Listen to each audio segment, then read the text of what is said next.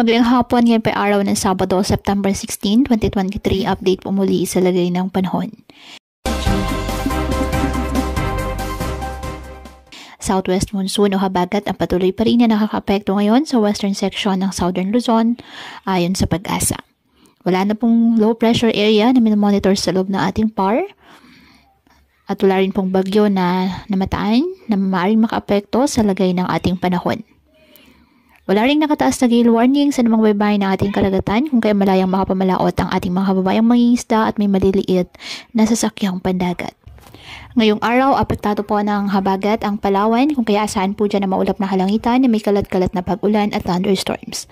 Ang Metro Manila at nalalabing bahagi ng bansa, bahagyang maulap hanggang sa maulap na kalangitan with isolated rain showers or thunderstorms dahil pa rin pa sa habagat at localized thunderstorms. Kaya pinapayuhan ng ating mga kababayan na may maingat at maging alerto po sa mga posibleng pagbaha at pagguho ng lupa at ugaliin na magdala palagi ng payong o kahit anumang panangga sa ulan sa tuwing lalabas ng ating mga tahanan.